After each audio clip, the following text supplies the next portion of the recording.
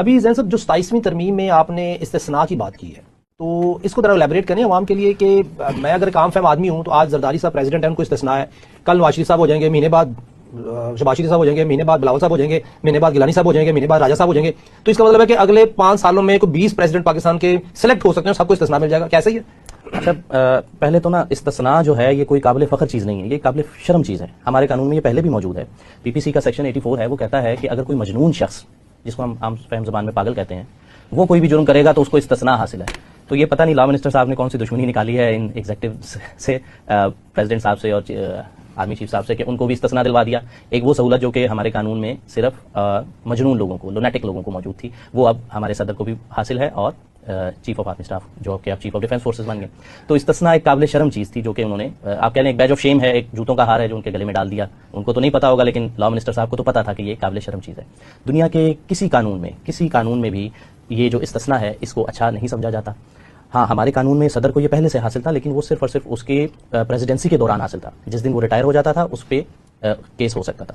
تو استثناء کا بیسیکلی مطلب کیا ہے کہ آپ کے خلاف کوئی فوجداری کارروائی، یعنی آپ کے خلاف کوئی کرمنل کیس نہیں ہو سکتا، ایف آئی آر نہیں ہو سکتی.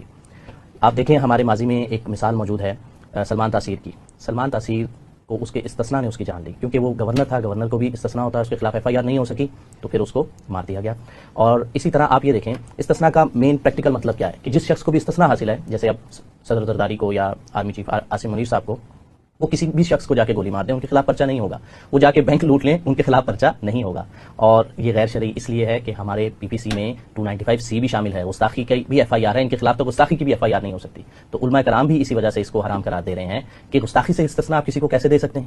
آپ کسی کو قتل کر دیں، کسی کے ساتھ آپ بیٹھ کے آپ شراب پئیں، آپ چوری کریں، زنا کریں، آپ کو استثناء ہے؟ ایسا تو کسی دنیا کے قانون میں نہیں ہو سکتا اور نہ ہونا بھی نہیں چاہیے. اس میں تھوڑی کلیریفیکیشن چاہیے، ایک کرمنل کیس نہیں ہو سکتا کہ سول ہو سکتا ہے؟ سول کیس جو ہے وہ صدر کے خلاف ہو سکتا ہے، لیکن 60 دن کے بعد، 60 دن پہلے اس کو نوٹس دینا پڑتا ہے.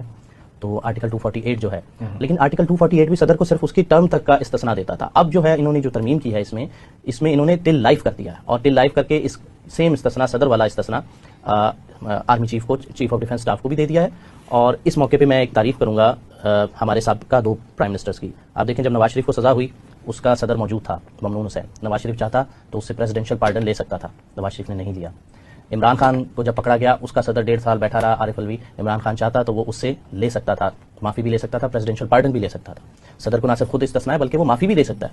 اس نے وہ بھی نہیں لیا. ریزن کیا کہ ان دونوں نے گریس دکھائی. آپ جس مرضی کو سپورٹ کریں لیکن بات یہ کہ ان دونوں نے گریس دکھائی کہ استثناء ایک تو خود بھی نہیں لیا، اور جو ان کا رائٹ تھا اپنے صدر سے کہہ کے اپنی سزا معاف کروا لینا، اور وہ کروا بھی لیتے تو کچھ غلط نہیں تھا، کیونکہ ظاہر ہے عدالتیں دونوں کے ساتھ ہی انفیئر چل رہی تھی اس وقت ڈیو ٹو سم پریشر.